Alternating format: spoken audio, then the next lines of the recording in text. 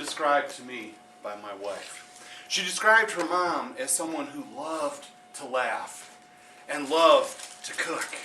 I was okay with that because I love to eat. She described my father-in-law as someone who was very quiet, but he loved his garden.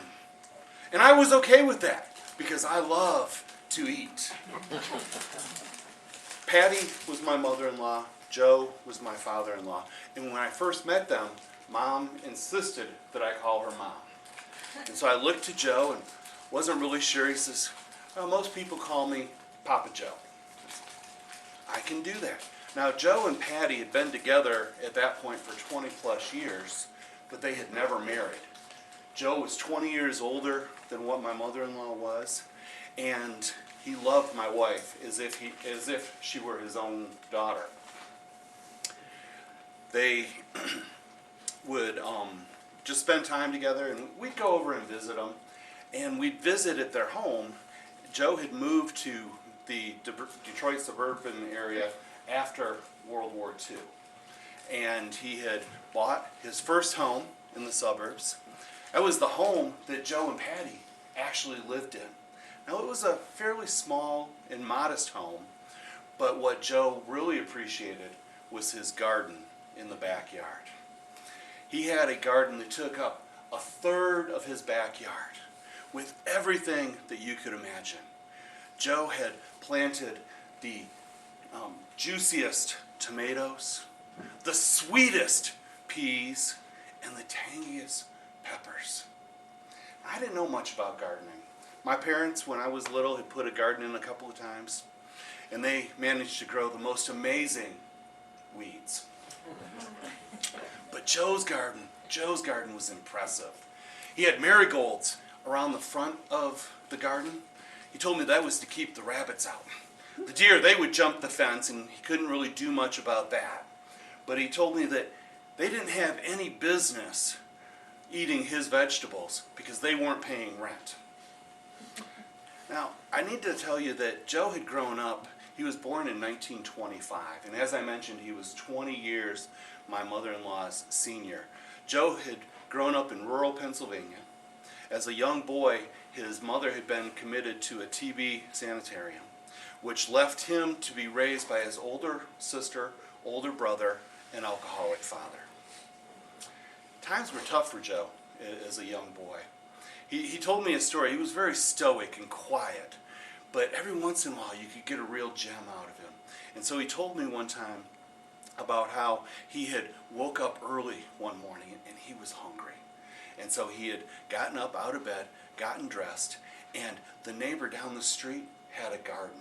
And so he had snuck into the garden to steal some food. Although he didn't think of it as stealing food, he thought of it as getting something to eat because he didn't know when his next meal would be coming. He associated that with the rabbits, and there was a little disconnect there, but nonetheless.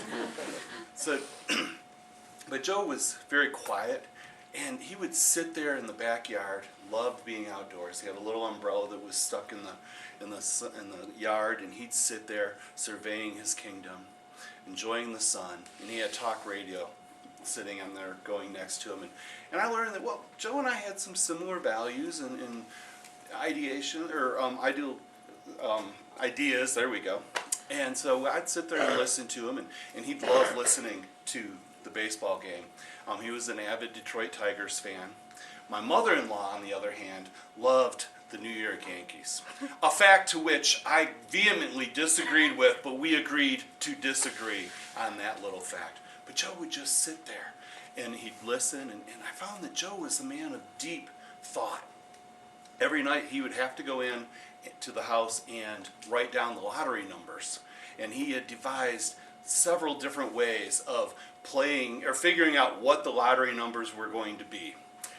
But like millions of others, Joe rarely won anything, but a man of deep thought.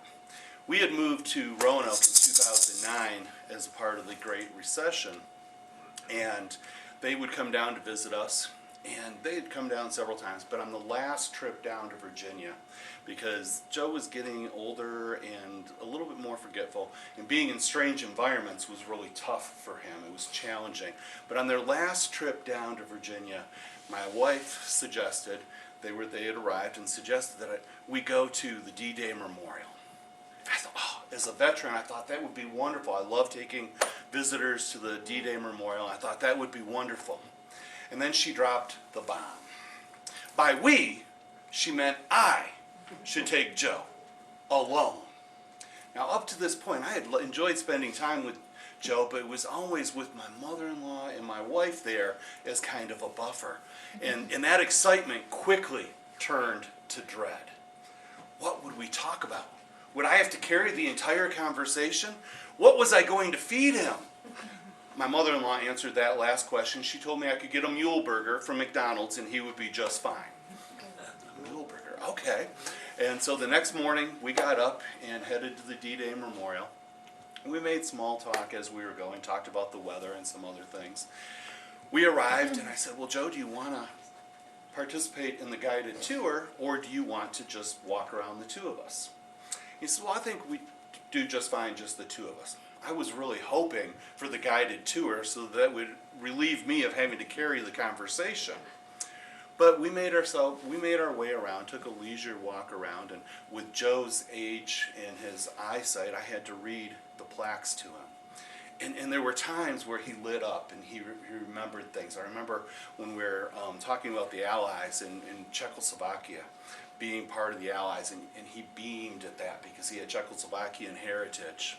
And he said, you know, they were a small country, but they sacrificed just the same. And then other times he'd get real quiet, somber, silent, and you could see it in his eyes that he was remembering. And you'd see those nearly blind eyes start to water. So after a couple of hours of walking around, I asked Joe, I said, Joe, you ready to head home? Yeah, let's go home. And so we left, and I did. I stopped at McDonald's and got him a mule burger on the way home, and he was satisfied with that. As a veteran myself, I joined the National Guard to help pay for school, and so I knew the cost of wearing the uniform. I understood that well. But it was through the D-Day Memorial, seeing Joe, experiencing that with him, that I understood the full cost of what it meant to say yes and to serve your country. Mom passed away in 2017 after a 4-year battle with cancer. Joe, having buried his second wife after a loss to cancer, with his age and with dementia sitting in, went to live with his oldest daughter.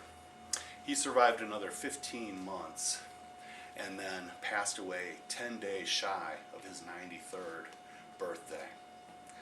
I understood the cost of wearing the uniform, but I never realized until that D-Day Memorial, that first day of spending that time with Joe, the full appreciation and respect that I had for my father-in-law.